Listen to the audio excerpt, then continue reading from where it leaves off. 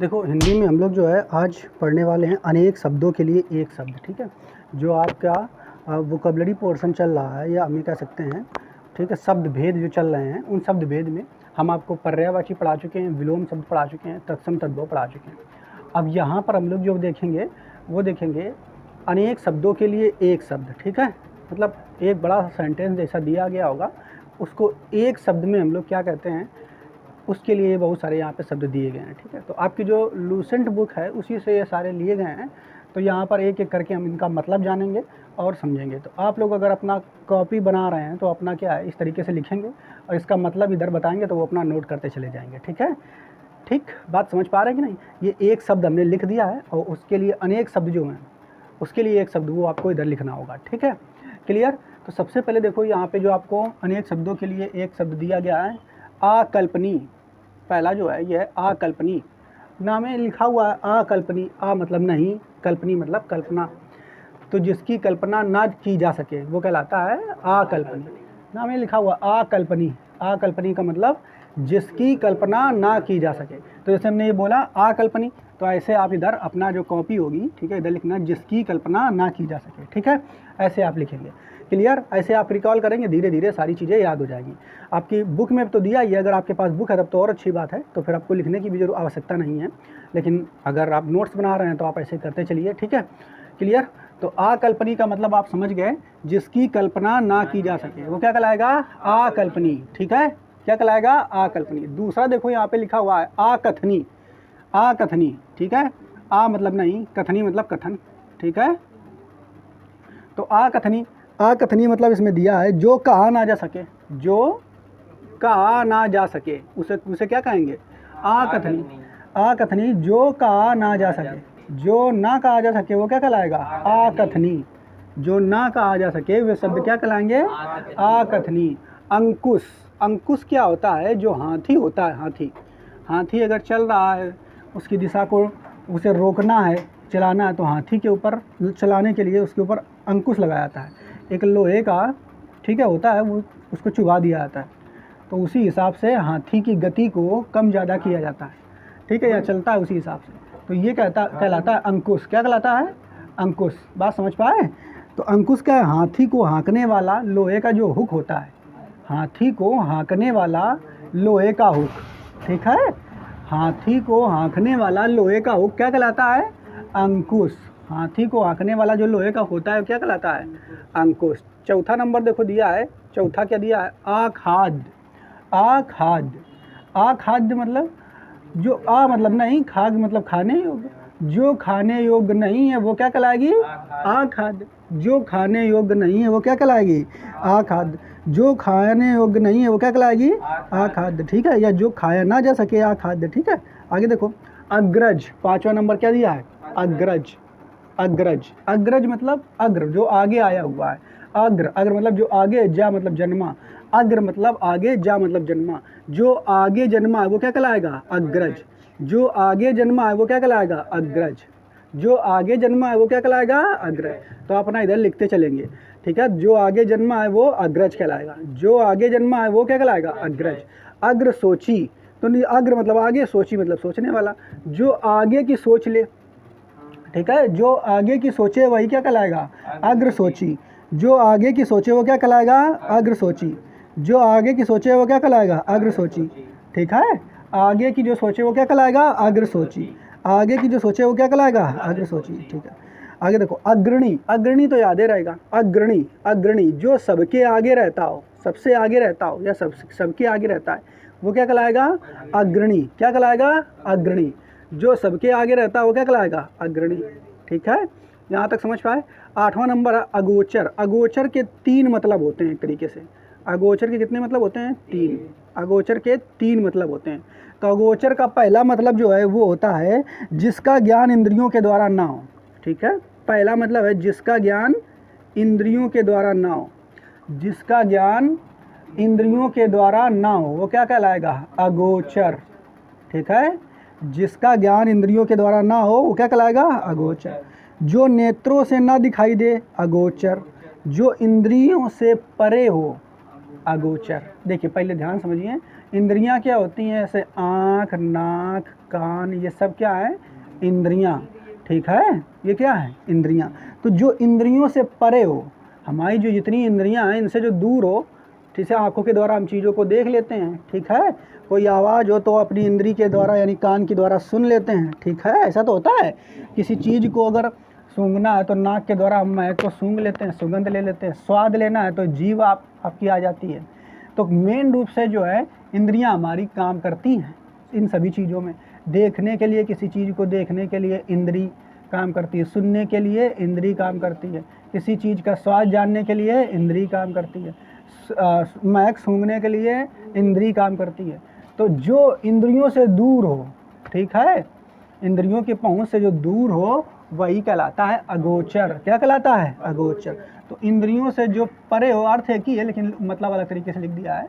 इंद्रियों से जो परे हो, इंद्रियों की पहुंच से जो दूर हो, वही क्या कहलाता है? अगोचर। क्या कहलाता है? अगोचर। आगे देखो अगला 9वां नंबर, अग्रलेख। 9वां नंबर क्या है? अग्रलेख। अग्रलेख, अग्र मतलब आगे, लेख मतलब क्या हो गया? लिखा हुआ, ठीक है। तो इसमें देखो बता दिया समाचार पत्र का मुख्य लेख, ठीक है। तो समाचार पत्र का मुख्य लेख मतलब, देखो अग्रलेख का मतलब पहले समझो, जो आगे लिखा हुआ। कहाँ लिखा हुआ हो? आगे। तो कोई भी चीज़ अगर आप देखोगे, समाचार पत्र हो या कोई भी चीज़ हो, उसके सबसे शुरुआत वाले पृष्ठ में संपादक अपने बारे में कुछ ना कुछ लिखता है कि नहीं? ठीक है, कब से शुरू हुआ अखबार, ये सब बातें लिखी होती कि नहीं?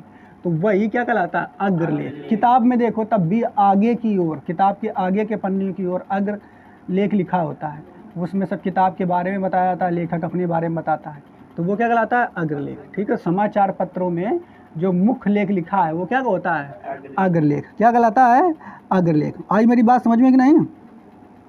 आगे देखो, अचूक, जो खाली ना जाए।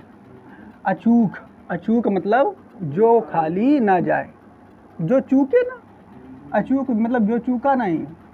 अचूक, जो किसी कार्य के लिए ना चूके, ठीक है, तो वो कहलाएगा अचूक। क्या कहलाएगा? अचूक। ठीक, आगे देखो, अच्युत। तो ये क्या है? तो बहुत समय से जो चीज़ स्थिर है, बहुत समय से जो चीज़ कैसी है? स्थिर। ठीक है, लिखा हुआ है जो अपने स्थान या स्थिति से अलग ना किया जा सके। ठीक है, मतलब ऐसी चीज़ जो बहुत समय से स्थिर है, लगी हुई है, उसको वहाँ से हटाया ना जा सके, वो क्या कहलाएगा? अच्युत। क्या कहलाएगा? अच्युत। मतलब अपनी जगह पर जो स्थिर है उसको वहाँ से ना हटाया जा सके, वो क्या कहलाएगा? अच्युत। क्या कहलाएगा? अच्युत। ठीक है, अपनी जगह पर जो स्थिर है उसे अपनी वहाँ से ना हटाया सके, वो क्या कहलाएगा? अच्युत। ठीक, आगे देखो, अचिंत। अचिंत दिया है, मतलब मतलब नहीं, चिंत मतलब चिंता करना, जिसकी चिंता नहीं हो सकती। ठीक है, वो क्या कहलाएगा? अचिंत। जिसकी चिंता नहीं हो सकती। मतलब नहीं, चिंत मतलब चिंता, तो जिसकी चिंता नहीं हो सकती वो क्या कहलाएगा? एक शब्द में अचिंत। क्या कहलाएगा? अचिंत। जिसकी चिंता नहीं हो सकती वो क्या कहलाएगा? अचिंत। अछूत, जो चीज़ छूने के योग्य ना हो, वो क्या कहलाएगा? अछूत। जो चीज़ छूने के योग्य ना हो, अछूत कहलाएगा। क्या कहलाएगा? अछूत। ठीक है, आगे देखो, अछूता, जो छुआ ना गया हो, जो ना छुआ गया हो वो क्या कहलाएगा? अछूता। जो ना छुआ गया हो वो क्या कहलाएगा? अछूता। ठीक है, अजर, जो बूढ़ा ना हो वो क्या कहलाएगा? अजर। अजर अमर कहते हैं ना, तो अमर मतलब जो मरे ना, और अजर मतलब जो बूढ़ा ना हो। तो अजर का मतलब जो बूढ़ा ना हो वो कहलाएगा अजर। जो बूढ़ा ना हो क्या कहलाएगा? अजर। जो बूढ़ा ना हो, अजर। अजात शत्रु, जिसका कोई शत्रु ना हो, जिसका कोई शत्रु ना हो वो कहलाएगा अजात शत्रु। जिसका कोई शत्रु ना हो वो क्या कहलाएगा? अजात शत्रु। जिसका कोई शत्रु ना हो क्या कहलाएगा? अजात शत्रु। ठीक है, आगे देखो, अजय। 17। देखो, अजय मतलब, अजय मतलब जो पहले से खूब जीता हुआ, उसे कोई ना जीत सके। ठीक है, या जिसे जीता ना जा सके वो क्या कहलाएगा? अजय। जिसे जीता ना जा सके वो क्या कहलाएगा? अजय। जिसे जीता ना जा सके वो कहलाएगा अजय। अजय हैं, ठीक है, हम अजय हैं। अजय का मतलब जिसे जीता ना जा सके। अज्ञात, अज्ञात मतलब जो चीज़ ज्ञात ना हो, ठीक है, जो चीज़ ज्ञात ना हो क्या कहलाएगी? अज्ञात। जो चीज़ ज्ञात ना हो क्या कहलाएगी? अज्ञात, ठीक है, जो चीज़ ज्ञात ना हो क्या कहलाएगी? अज्ञात। अगला देखो अज्ञ, अज्ञ, आ मतलब नहीं, ज्ञा मतलब ज्ञानी, ठीक है, आ मतलब नहीं, ज्ञा मतलब ज्ञानी, ठीक है, तो अज्ञ, अज्ञ, तो अज्ञ का मतलब देखो, अज्ञ मतलब जो कुछ ना जानता हो, जो कुछ ना जानता हो वही होगा अज्ञ। अज्ञ जो कुछ ना जानता हो वो अज्ञ, जो कुछ ना जानता हो वो अज्ञ, जो कुछ ना जानता हो वो क्या कहलाएगा? अज्ञ, ठीक है। आगे अज्ञात कुल, ठीक है, अज्ञात कुल, जिस, अज्ञात मतलब ज्ञात नहीं है, कुल मतलब जिसके कुल का ज्ञात नहीं है, जिसके कुल का पता नहीं है, जिसके कुल का पता नहीं कि कौन कुल के हो भाई तुम, ठीक है, जिसके कुल का पता नहीं है वो क्या कहेगा? अज्ञात कुल। जिसके कुल का पता नहीं है वो क्या कहलाएगा? अज्ञात कुल। जिसके कुल का पता नहीं है वो कहलाएगा अज्ञात कुल। अट्टहास, अट्टहास मतलब इतनी ज़्यादा हंसी, इतनी ज़्यादा हंसी कि घर की अटारी तक हिलन लागे, ठीक है, बात समझ पाए? इतनी ज़्यादा हंसी, इतनी ज़्यादा हंसी घर की जो अटारी है वो हिलन लगे, ठीक है, बात समझ पाए? तो कहलाएगा अट्टहास, बहुत ज़्यादा हंसी। अट्टहास मतलब क्या हो गया? बहुत ज़्यादा, इतनी ज़्यादा हंसी कि घर की अटारी तक हिलने लगे, ठीक है, वो क्या कहलाएगा? अट्टहास। क्या कहलाएगा? जिस हंसी से अट्टालिका तक हिल जाए, ठीक है, बात समझ में? मतलब ऐसी हंसी जिससे अटारी भी हिल जाए, ठीक है। अटल, जो टाला ना जा सके, अटल मतलब जो टाला ना जा सके, अटल, जो टाला ना जा सके, अटल, जो टाला ना जा सके वो क्या कहलाएगा? अटल, ठीक है। अटूट, जो ना टूटे, अटूट, जो ना टूटे वो क्या कहलाएगा? अटूट, जो ना टूटे वो क्या कहलाएगा? अटूट, जो ना टूटे, अटूट। अडिग, जो अपनी जगह से ना हिले, जो अपनी जगह से ना हिले वो क्या कहलाएगा? अडिग, जो अपनी जगह से ना हिले वो क्या कहलाएगा? अडिग, जो अपनी जगह से ना हिले वो क्या कहलाएगा? अडिग। आड़तिया, ठीक है, आड़त का व्यापार करने वाला क्या कहलाएगा? आड़तिया। आड़त का व्यापार करने वाला क्या कहलाता है? आड़तिया। आड़त का व्यापार करने वाला क्या कहलाता है? आड़तिया। पदार्थ का सबसे छोटा कण अणु, ठीक है, पदार्थ का सबसे छोटा कण एक तरीके से क्या हो जाएगा? अणु, ठीक है। आगे देखो अतिक्रमण, 28वां अतिक्रमण। अतिक्रमण क्या? सीमा का अनुचित उल्लंघन, वो क्या कहलाता है? अतिक्रमण। जैसे खेत वगैरह हो तुम्हारा, उसमें सीमा तुम बनाए, अपन कितना हमारा खेत है, कोई दूसरा मेड़ काट के घुसावे अंदर तक, ठीक है, तो वो क्या कहलाएगा? अतिक्रमण। तुम्हारी सीमा के अंदर अगर आ गया तो अतिक्रमण क्या कहलाएगा? पाकिस्तान अतिक्रमण करता रहता है भारत के बॉर्डर पर, चाइना करता रहता है अक्सर, तो अतिक्रमण मतलब जो सीमा है उसका उल्लंघन करना, ठीक है, ठीक है। सीमा का अनुचित उल्लंघन क्या कहलाता है? अतिक्रमण। सीमा का अनुचित उल्लंघन अतिक्रमण, सीमा का अनुचित उल्लंघन अतिक्रमण।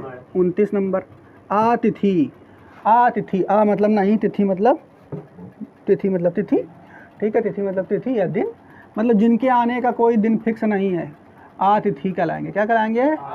जिनके आने का कोई दिन फिक्स नहीं है क्या कहलाएंगे? आतिथि, ठीक है। जिनके आने की तिथि ज्ञात ना हो, अपना लिख लो चाहो, जिनके आने की तिथि ज्ञात ना हो क्या कहलाएगा?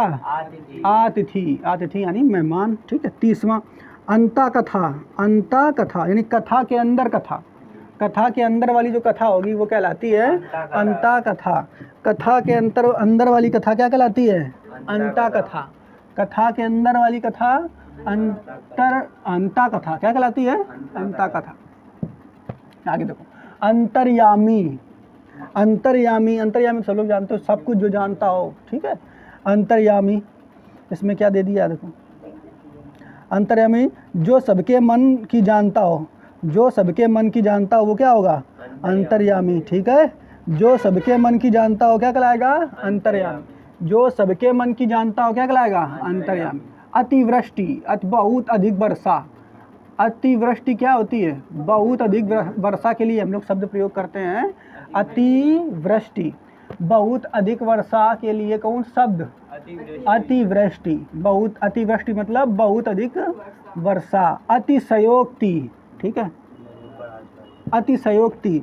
अतिशयोक्ति माने यहाँ पे दिया है किसी बात या कथन को बढ़ा चढ़ा कर कहना, ठीक है। तो किसी बात या कथन को बढ़ा चढ़ा कर कहना क्या कहलाता है? अतिशयोक्ति, ठीक है। किसी बात या कथन को बढ़ा चढ़ा कर कहना ये कहलाता है अतिशयोक्ति। क्या कहलाता है? अतिशयोक्ति। 34 अतीत। अतीत मतलब पुराना समय की जो बीत गया है, ठीक है। जो बीत गया है वो क्या कहलाता है? अतीत। जो बीत गया है क्या कहलाता है? अतीत। जो बीत गया है वो क्या कहलाता है? अतीत। जो बीत गया है वो क्या कहेगा? अतीत। अतीन्द्रिय, ठीक है। अतीन्द्रिय, इंद्रियों की पहुँच से बाहर, ठीक है। 35 नंबर, इंद्रियों की पहुँच से जो बाहर चीज़ है वो क्या कहलाती है? अतीन्द्रिय, ठीक है। इंद्रियों की पहुँच से जो बाहर है वो क्या कहलाती है? अतीन्द्रिय। इंद्रियों की पहुँच से बाहर जो है वो क्या कहलाती है? अतीन्द्रिय। इंद्रियों की पहुँच से बाहर अतीन्द्रिय, ठीक है। अतुलनीय, जिसकी तुलना ना की जा सके, जिसकी किसी से तुलना ना की जा सके वो क्या कहलाएगी? अतुलनीय। जिसकी किसी चीज़ से तुलना ना की जा सके वो क्या कहलाएगी? अतुलनीय। अदम्य, अदम्य, जिसे दबाया ना जा सके, ठीक है। जिसे दबाया ना जा सके वो क्या कहलाएगा? अदम्य, ठीक है। क्या कहलाएगा? अदम्य। जिसे दबाया ना जा सके वो क्या कहलाएगा? अदम्य, ठीक है। जो चीज़ दबाई ना जा सके वो क्या कहलाएगी? अदम्य, ठीक। अदृश्य, अदृश्य जिसे देखा ना जा सके। दम माने दबाना होता है, मतलब नहीं। अदम्य माने जिसे दबाया ना जा सके। अदृश्य, जिसे दृश्य माने देखना, मतलब नहीं, तो जिसे देखा ना जा सके अदृश्य। जिसे देखा ना जा सके क्या कहलाएगा? अदृश्य। अदिति, अदिति मतलब जिसके समान कोई दूसरा ना हो। जिसके समान कोई दूसरा ना हो वो क्या कहलाएगा? अदिति। जिसके समान कोई दूसरा ना हो क्या कहलाएगा? आदिति, ठीक है। जिसके समान कोई दूसरा ना हो तो क्या कहलाएगा? वो आदिति, ठीक है। जो देखने योग्य ना हो, अदर्शनी, ठीक है। दर्शनी मतलब देखने योग्य। दर्शनी मतलब क्या होता है? देखने योग्य। अदर्शनी मतलब जो देखने योग्य ना हो वो हो जाएगा अदर्शनी। जो देखने योग्य ना हो वो क्या हो जाएगा? अदर्शनी, ठीक है। आगे देखो, अदृष्टपूर्व। अदृष्टपूर्व, मतलब नहीं, दृष्ट मतलब देखा, पूर्व मतलब पहले, ठीक है। तो जो पहले ना देखा गया, जो पहले ना देखा गया वो एक शब्द में क्या कहलाएगा? अदृष्टपूर्व। अदृष्टपूर्व माने जो पहले ना देखा गया हो। अदृष्टपूर्व माने क्या हो जाएगा? जो पहले ना देखा गया हो, अदृष्टपूर्व, ठीक है। 42 नंबर, अधर्म, ठीक है। तो धर्म के विपरीत जो चीज़ होगी वो क्या कहलाएगी? अधर्म। क्या कहलाएगी? अधर्म, ठीक है। धर्म के विपरीत क्या होगा? अधर्म। धर्म के विपरीत अधर्म या धर्म के विरुद्ध अधर्म, ठीक है। अधिकृत, अधिकृत माने होता है कब्जे वाली चीज़, ठीक है। जमीन अमीन वगैरह किसी के कब्जे में हो, हिस्से में हो, ठीक है। तो उसमें लिखा हुआ है अधिकार या कब्जे में आया हुआ, ठीक है। अधिकार में आया हुआ ऐसे लिख सकते हो। अधिकार में आई हुई जो चीज़ है या कब्जे में आई हुई चीज़ है वो कहलाएगी अधिकृत। अधिकार में आई हुई चीज़ या कब्जे में आई हुई चीज़ क्या कहलाएगी? अधिकृत। अधिकार या कब्जे में आई हुई चीज़ क्या कहलाएगी? अधिकृत। अधिकार या कब्जे में आई हुई चीज़ क्या कहलाएगी? अधिकृत। आगे देखो, अधिनायक, ठीक है। अधिनायक तो सर्वाधिक संपन्न राजा या सर्वाधिक संपन्न अधिकारी, कुछ भी कह सकते हो। पुराने समय में वही अधिकारी था, इस समय अधिकारी है, पुराने समय में राजा था, ठीक है। तो उसे कहेंगे अधिनायक। क्या कहेंगे? अधिनायक, ठीक है। तो सर्वाधिक संपन्न नायक ये लिख सकते हो, सर्वाधिक संपन्न नायक, ठीक है। अधिनायक क्या कहलाएगा? अधिनायक। अधिनियम, ठीक है। तो अधिनियम यहाँ पे दिया है विधान मंडल द्वारा पारित नियम, ठीक है। तो विधान मंडल द्वारा जो नियम पारित किया गया है या स्वीकार किया गया है वही क्या कहलाता है? अधिनियम, ठीक है। क्या कहलाता है वो? अधिनियम। तो विधान मंडल द्वारा पारित या स्वीकृत नियम जो है वही कहलाता है अधिनियम। क्या कहलाता है? अधिनियम, ठीक है। आगे देखो, अधिभार, ठीक है। अधिभार, अधिभार मतलब कर जो शुल्क लगता है, ठीक। अधिभार मतलब जो शुल्क लग रहा है, मतलब कोई कर लग रहा है, टैक्स लग रहा है किसी चीज़ पर। तो किसी भी चीज़ पर जो टैक्स जितना लगता है किसी कारणवश वो टैक्स उतना ना लगा करके थोड़ा ज़्यादा तुम्हारे ऊपर लगा दिया जाए, ठीक है, किसी कारण से थोड़ा ज़्यादा टैक्स लगा दिया जाए, तो जो ज़्यादा भाग तुम्हारे ऊपर टैक्स का लगा है वही कहलाएगा अधिभार। क्या कहलाएगा? अधिभार। जैसे मान लो कि तुम्हारा हाउस टैक्स घर में आता है, ठीक, हाउस टैक्स घर में अगर आया तो तुम्हारा 2 साल का हाउस टैक्स मान लो 500 रुपये आया, ठीक है, तो ये तो टैक्स हो गया, लेकिन तुमने 2 साल नहीं, तुमने 5 साल तक नहीं जमा किया। कितने साल तक नहीं जमा किया? 5। लेट हो गया इतना ज़्यादा, तो अब भाई 4 साल तक मान लो नहीं जमा किया, तो अब देखो पहले 2 साल वाला तो ये तुमने जमा ही नहीं किया, फिर और 2 साल वाला वो बढ़ जाएगा, इसका ब्याज लगा करके और ब्याज लगा करके तुम्हारा जो टैक्स 4 साल का हो जाएगा वो हो गया 1200। कितना हो गया? जबकि 4 साल का होना चाहिए कितना? 1000 रुपया। कितना होना चाहिए? 1000। तो 2000 एक्स्ट्रा लगो, तो 200 एक्स्ट्रा लगो, तो जो 200 एक्स्ट्रा लगो यही है अधिभार। क्या है? अधिभार। तो जो टैक्स है, कर है, कर में थोड़ा जो अधिक किसी कारणवश जो अधिक तुम्हें देना पड़ रहा है थोड़ा, वही कहलाता है अधिभार। क्या कहलाता है? अधिभार। ठीक है, आगे देखो, अधिभार के बाद है अधिपत्र। क्या है? अधिपत्र। तो वह पत्र जिसमें किसी को कोई काम करने का अधिकार दिया जाए, ठीक है, तो अधिपत्र कहलाएगा। ठीक है, क्या कहलाएगा? अधिपत्र। अधिपत्र मतलब वह पत्र जिसमें किसी को कोई काम करने का अधिकार दिया जाए। जैसे अगर ये कह दिया जाए, मान लो 2 लोगों के बीच विवादित ज़मीन है, अब बाद में निर्णय हो गया कि असली में ज़मीन का मालिक बी है, ठीक है, अब उसे अधिपत्र दे दिया गया कि अब तुम इसके मालिक हो, जा कर के जाओ, तुम्हें अधिकार मिल गया है और तुम जाके अपना जो करना हो वो ज़मीन पे करो। ठीक है, तो अधिपत्र मतलब किसी भी व्यक्ति को, ठीक है, पत्र के द्वारा, ठीक, ये अधिकार दे दिया जाए कि आपको क्या कार्य करना अपना करो जा करके। ठीक है, तो क्या कहलाएगा? अधिपत्र। ठीक है, आगे देखो, अधिवक्ता मतलब वकील होता है। अधिवक्ता मतलब क्या होता है? ठीक है, तो इसमें देखो एक पूरे सेंटेंस के रूप में अधिवक्ता को लिखा है, किसी पक्ष का समर्थन करने वाला। किसी पक्ष का समर्थन करने वाला क्या कहलाएगा? अधिवक्ता। किसी पक्ष का समर्थन करने वाला अधिवक्ता। किसी पक्ष का समर्थन करने वाला अधिवक्ता। ठीक है, अधिशुल्क। अगला देखो, अधिशुल्क वास्तविक मूल्य से अधिक लिया जाने वाला शुल्क। ठीक है, तो वास्तविक मूल्य जितना मूल्य है उससे ज़्यादा मूल्य लिया जाने वाला जो शुल्क है वो क्या कहलाएगा? अधि। सब में अधि है, अधि मतलब अधिक ज़्यादातर आ रहा है, इसमें भी अधिक था, इसमें भी अधिक था। ठीक है, तो वास्तविक मूल्य से अधिक लिया जाने वाला जो शुल्क है वही कहलाता है अधिशुल्क। ठीक है, आगे देखो 50वें नंबर पे अधिसूचना। ठीक, सरकार द्वारा प्रकाशित, ठीक है, जो सूचना है वही अधिसूचना कहलाती है। तो सरकार द्वारा प्रकाशित सूचना क्या कहलाती है? अधिसूचना। सरकार द्वारा प्रकाशित सूचना अधिसूचना। सरकार द्वारा प्रकाशित सूचना क्या कहलाती है? अधिसूचना। आगे देखो, अधीक्षक। तो अधीक्षक क्या होता है? अधीक्षक किसी कार्यालय या विभाग का वह अधिकारी जो अपने अधीन कार्य करने वाले कर्मचारियों की निगरानी रखे, तो वो कहलाता है अधीक्षक। तो कोई भी अगर विभाग है, सरकारी विभाग, ठीक है, मान लेते हैं डाक विभाग है, तो डाक विभाग में बहुत लोग कर्मचारी होते हैं, बहुत सारे कर्मचारी होते हैं। अब उन कर्मचारियों में एक मेन बनाया जाएगा अधीक्षक, और ये अधीक्षक क्या करता है? इन सभी छोटे वाले कर्मचारियों की देख रेख करता है, देखता सही से कार्य कर रहे हैं कि नहीं। ठीक है, तो किसी भी सरकारी विभाग में, ठीक, वह व्यक्ति जो अन्य कर्मचारियों की देख रेख करता है, ठीक है, उसे क्या कहेंगे? अधीक्षक। क्या कहेंगे उसे? अधीक्षक। आगे देखो, अगला कौन सा है? 52 नंबर, अध्यक्ष। ठीक है, तो अध्यक्ष के बारे में क्या लिखा है इन्होंने? लिखा हुआ है राज्य के अधिपति द्वारा, नहीं, अध्यक्ष दिया किसी सभा या संस्था का प्रधान। ठीक है, तो कोई भी संस्था है उसका जो प्रधान लीडर व्यक्ति है उसे कहेंगे अध्यक्ष। ठीक है, तो किसी संस्था का जो लीडर व्यक्ति है, मुख्य व्यक्ति है, वही कहलाएगा अध्यक्ष। क्या कहलाएगा? अध्यक्ष। आगे देखो 53 नंबर, अधोमुख। अधोमुख मतलब नीचे की ओर मुख।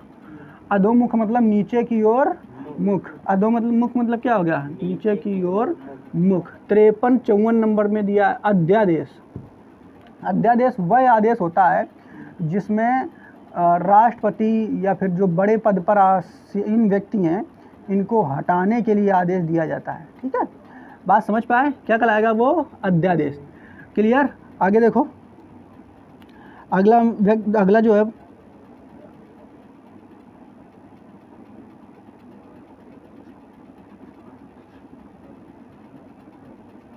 अरे थोड़ा सा गड़बड़ हो गया। अध्यादेश देखो, गड़बड़ हो गया। राष्ट्रपति द्वारा दिया गया आदेश होता है। अध्यादेश किसके द्वारा दिया गया होता है? राष्ट्रपति द्वारा दिया गया आदेश होता है, जो कुछ खास समय के लिए होता है। मतलब ऐसा होता है, जैसे अगर केंद्र सरकार है, प्रधानमंत्री जो है, ठीक है, कोई नियम कायदा कानून लेकर के आए तो वही नियम कायदा कानून लागू हो जाता है। योजनाएं लेकर के आए, वो चीज़ें लागू हो जाती हैं। प्रधानमंत्री अभी सत्ता में है तो वो कार्य कर रहे हैं, उनका आदेश सब फॉलो किया जाता है। लेकिन अगर कभी ऐसा हो जाए कि प्रधानमंत्री, ठीक है, का चुनाव हो और उस समय जो है अचानक देश पर कोई संकट आ जाए, कुछ भी आ जाए, तो उस समय देश चलाने के लिए जो मेन व्यक्ति होता है वो होता है राष्ट्रपति। और राष्ट्रपति उस समय जो आदेश लेकर करके आएंगे कुछ समय के लिए, वही होता है अध्यादेश। क्योंकि राष्ट्रपति थोड़े समय के लिए लाएंगे, क्योंकि जब पुनः फिर प्रधानमंत्री आ जाएंगे या प्रधानमंत्री का चुनाव हो जाएगा तो उनका जो नियम लागू किया गया है वो हटा दिया जाएगा और नए नियम जो प्रधानमंत्री बनाएंगे वो लागू होंगे। तो अध्यादेश जो होता है एक सीमित समय के लिए लाया गया आदेश होता है, जो कि राष्ट्रपति द्वारा लाया जाता है। ठीक है, आगे देखो, अधिगुणा। अधिगुणा क्या हो? वह स्त्री जिसका पति जो है उसको दूसरा विवाह कर लिया हो। ठीक है, वो स्त्री क्या कहलाएगी? अधिगुणा। क्या कहलाएगी? अधिगुणा। 55 नंबर। तो अधिगुणा वह स्त्री जिसके पति ने दूसरा विवाह कर लिया हो, वह स्त्री कहलाएगी अधिगुणा। क्या कहलाएगी? अधिगुणा। वह स्त्री जिसके पति ने दूसरा विवाह कर लिया हो, क्या कहलाएगी वो स्त्री? अधिगुणा। क्या कहलाएगी? अधिगुणा। ठीक है, आगे देखो, अनन्य। ठीक है, तो अनन्य मतलब अन्न से संबंध रखने वाला। अन्न से संबंध रखने वाला क्या कहलाएगा? अनन्य। अधिगुणा मतलब वह स्त्री जिसके पति ने दूसरा विवाह कर लिया हो, उस स्त्री को कहेंगे हम लोग अधिगुणा। क्या कहेंगे? अधिगुणा। अनन्य, अन्न संबंध, अनन्य। हाँ, अन्न से संबंध ना रखने वाला क्या कहलाएगा? अनन्य। तो अन्न से संबंध अगर ना रखता हो जो व्यक्ति, वो क्या कहलाएगा? अनन्य। ठीक है, अन्न से संबंध ना रखने वाला व्यक्ति क्या कहलाएगा? अनन्य। अन्योन्युपाय। ठीक है, अन्योन्युपाय यानी अन्य उपाय, दूसरा उपाय। ठीक है, अन्योन्युपाय का मतलब क्या हो जाएगा? दूसरा उपाय, जिसका कोई दूसरा, अन्योन्युपाय। ठीक है, जिसका कोई दूसरा उपाय ना हो। ठीक है, तो अन्योन्युपाय में क्या हो जाएगा? जिसका कोई दूसरा उपाय ना हो। अन्योन्युपाय मतलब जिसका कोई दूसरा उपाय ना हो, अन्योन्युपाय हो जाएगा। ठीक है, अनाथ, जिसके कोई नाथ ना हो। जिसके कोई नाथ ना हो अर्थात जिसके कोई माता पिता ना हो, ठीक है, वही कहलाएगा अनाथ। क्या कहलाएगा? अनाथ। ठीक है, आगे देखो, अनादूत। क्या लिखा हुआ है? अनाद्रत। अनाद्रत, अनाद्रत, अनाद्रत। ठीक है, ठीक है, अनाद्रत। अनाद्रत मतलब जिसका आदर ना किया गया हो। ठीक है, अनादरत कहलाएगा। क्या कहलाएगा? अनादरत। जिसका आदर ना किया गया हो क्या कहलाएगा? अनादरत। जिसका आदर ना किया गया हो कहलाएगा अनादरत। ठीक है, आगे देखो, अनुसुईया। ठीक है, अनुसुईया। अनुसुईया देखो क्या दिया है? अनुसुईया दूसरे के गुणों में दोष ढूंढने की जिसकी प्रवृत्ति ना हो। ठीक है, मतलब ऐसा व्यक्ति जिसके अंदर दूसरे के गुणों में दोष ढूंढने की प्रवृत्ति ना हो। मतलब कोई व्यक्ति है वो बहुत गुण वाला है, ठीक है, वो बहुत गुणी है, ठीक, तो उस गुणी व्यक्ति के अंदर दोष ढूंढने की प्रवृत्ति ना हो जिसके अंदर, वो कहलाएगा अनुसुईया। क्या कहलाएगा? अनुसुईया। क्या कहलाएगा? अनुसुईया। ठीक है, क्या कहलाएगा? अनुसुईया। मतलब वो जो दूसरे व्यक्ति के बारे में दोष ढूंढे ही ना, वो क्या कहलाएगा? अनुसुईया। जो व्यक्ति दूसरों के गुणों में दोष ढूंढता है वो अनुसुईया नहीं कहलाता है। जो ढूंढता नहीं है वो क्या कहलाता है? अनुसुईया। ठीक है, आगे देखो, अगला कौन सा है? दूसरे व्यक्ति के गुणों में दोष जो ना ढूंढना हो वही कहलाता है अनुसुईया। क्या कहलाता है? अनुसुईया। ठीक है, आगे देखो, 61 नंबर, अनिर्वचनीय। ठीक है। अनिर्वचनीय जिसका वचन द्वारा वर्णन ना किया जा सके, ठीक है। अनिर्वचनीय, आ मतलब नहीं, निर्वचनीय जिसका वचन द्वारा वर्णन ना किया सके, ठीक है। तो अनिर्वचनीय मतलब जिसका वचन द्वारा वर्णन ना किया जा सके, जिसका वचन द्वारा वर्णन ना किया सके वो अनिर्वचनीय कहलाता है। क्या कहलाता है? अनिर्वचनीय, ठीक है। अनिवार्य, जो चीज़ बिल्कुल तरीके से अनिवार्य है, मतलब बिल्कुल लागू ही करना है, ठीक है। इसमें क्या लिख दिया है? जिसका निवारण ना किया जा सके, जिसका निवारण ना किया सके, ठीक है, वो होती है चीज़ अनिवार्य। निवारण मतलब कि यही करना है, इसी के अलावा कोई दूसरा काम नहीं है, ठीक है। अनिवार्य वो चीज़ कहलाएगी, क्या कहलाएगी? अनिवार्य, ठीक है। तो जिसका निवारण ना किया जा सके अनिवार्य, जिसका निवारण ना किया सके क्या कहलाएगा? अनिवार्य। अनिमेष, निमेष मतलब होता है आँखें मीचना, पलके झुकाना, ठीक है। अनिमेष मतलब आँखें मीचना, ये पलके झुकाना। तो अनिमेष मतलब मतलब नहीं, निमेष मतलब, निमेष मतलब पलके गिराना या आँखें मीचना, और मतलब नहीं, ठीक है। तो बिना पलके झुकाए हुए या बिना आँखें मीचे हुए, ठीक है, वो हो जाएगा अनिमेष। निमेष मतलब आँखें मीचना, या पलके गिराते हो तभी तो आँखें मीचती हैं। तो निमेष मतलब पलके गिराना, और अनिमेष मतलब बिना पलके गिराना, ठीक है। अनिमेष मतलब बिना पलके गिराना, गिराए हुए, ठीक है। फिर बात समझ पाए? निमेष मतलब क्या हो गया? निमेष मतलब पलके गिराना, आँखें मीचना। अनिमेष मतलब बिना पलके गिराना, या पलके ना गिराना, या आँखें ना मीचना, ठीक है। तो अनिमेष हो जाएगा। अगला देखो है अनुच्चरित। क्या है? अनुच्चरित जिसका उच्चारण ना किया जा सके। अनुच्चरित जिसका उच्चारण ना किया जा सके वो क्या कहलाएगा? अनुच्चरित। जिसका उच्चारण ना किया जा सके अनुच्चरित, ठीक है। 65 अनुत्तीर्ण, अनुत्तीर्ण, तो अनुत्तीर्ण मतलब जो उत्तीर्ण ना हो वो क्या कहलाएगा? अनुत्तीर्ण। जो उत्तीर्ण ना हो क्या कहलाएगा? अनुत्तीर्ण। जो उत्तीर्ण ना हो क्या कहलाएगा? अनुत्तीर्ण।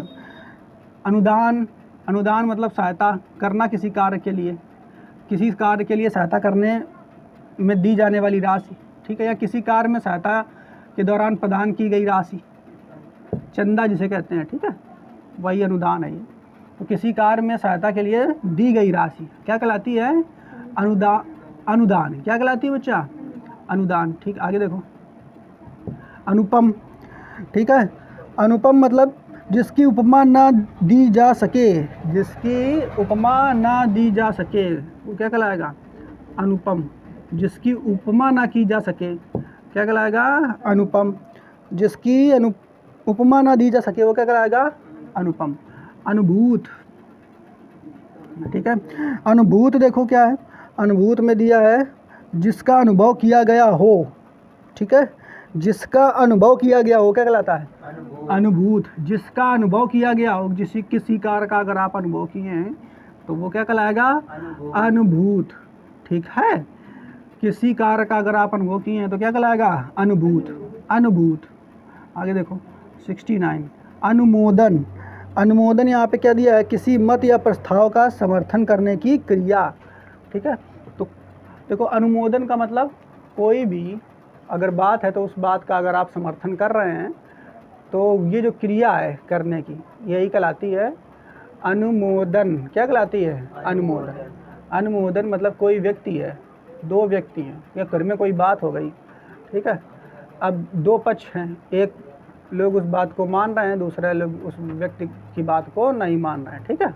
तो तुम अगर जिस व्यक्ति की बात को मान रहे हो तो स्वीकारात्मक कहोगे कि हाँ ये वाली इनकी ए वाली व्यक्ति की बात सही है, ठीक है। तो जिसकी बात को मान रहे हो तो तुम मानने की जो प्रक्रिया कर रहे हो, स्वीकृति देख रहे हो, तुम उसका अनुमोदन कर रहे हो, या मतलब वोट देना एक तरीके से समझ लो, किसके पक्ष में आप वोट दे रहे हो, किसके पक्ष में दे रहे हो, ठीक है।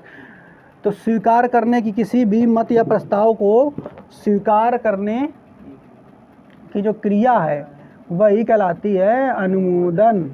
जैसे अगर हम ऐसा कह दें, घर में मान लो रात में, ठीक है, मम्मी ने कहा क्या बनाया जाए, पिताजी कह रहे हैं चलो दाल चावल रोटी बना लो। अब भाई जो है कह रहे नहीं दाल चावल रोटी नहीं, पराठा बनाओ। तो 2 प्रस्ताव हो गए।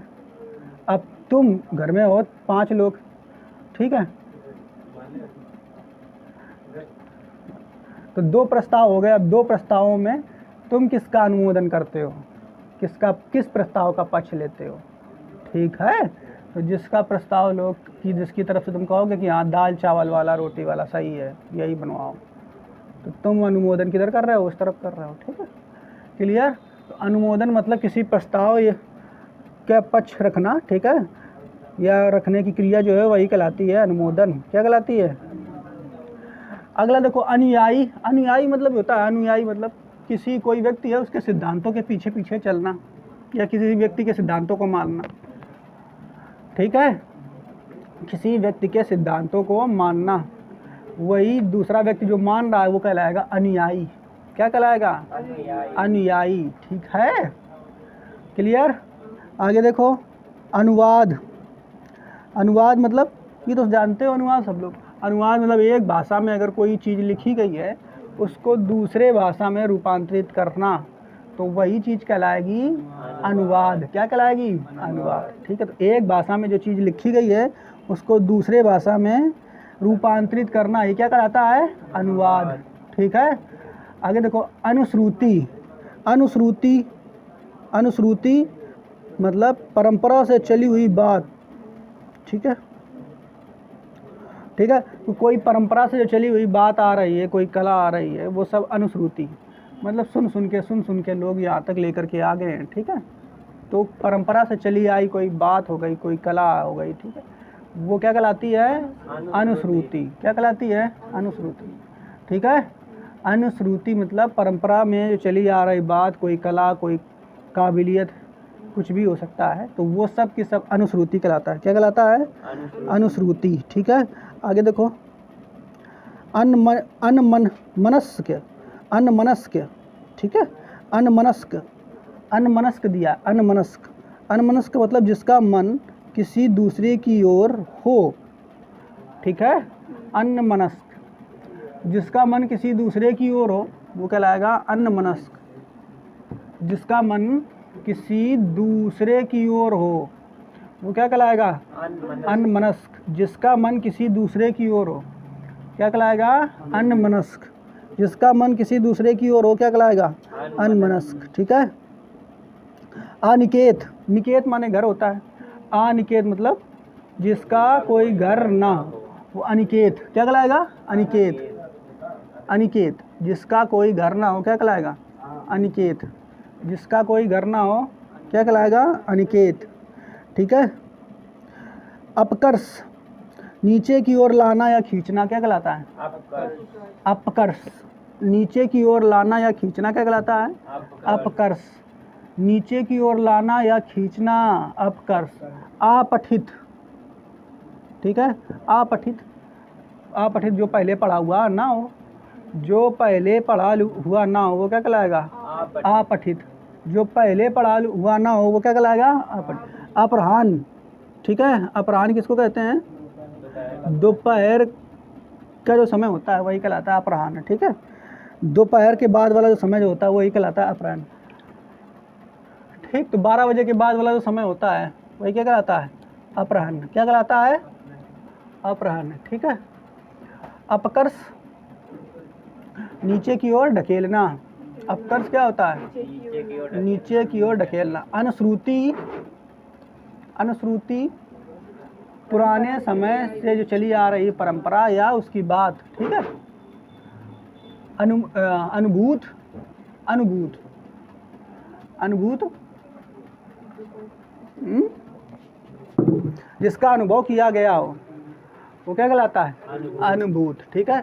तो इस तरीके से आपको धीरे धीरे इनको पढ़ना है, तभी आप इनको याद कर पाएंगे, ठीक है। आगे और देखो थोड़ा बता देते हैं।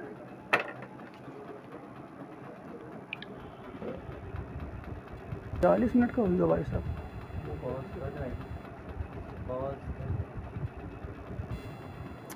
तो अब देखो बाकी आज के इतना ही। इनको आप लोग ऐसे ही, ये जितने आज दिए हैं इनको आप लिख लिख करके प्रैक्टिस करके, तभी जैसे ऐसे केवल लिख दिए। और बाकी इसका अगर लिख के नहीं याद कर पा रहा तो ऐसे एक एक करके इनके बारे में पढ़ेंगे कि आकल्पनिक का मतलब पूरा इसका अकल्पना, जिसकी कल्पना ना की सके, ठीक है। अनिवार्य मतलब जिसका कोई दूसरा विकल्प ना हो, ठीक है, ऐसे कह सकते हैं, वो चीज़ अनिवार्य हो गई।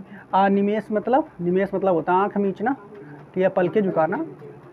तो मतलब नहीं, निमेष मतलब जिसमें पलकें ना झुकाई गई हो, बिना पलकें झुकाए हुए, ठीक है। तो ऐसे अपना एक एक करके इनका आप जो है घर में प्रैक्टिस करेंगे, तब धीरे धीरे याद होगी। लिख लिख करके प्रैक्टिस करेंगे तो और अच्छा रहेगा। तो धीरे धीरे हम लोग क्या कर रोज़ का रोज़ इतनी ही पढ़ेंगे, और 8-9 दिन में यहाँ पर हम लोग पूरा ये समाप्त करेंगे, ठीक है।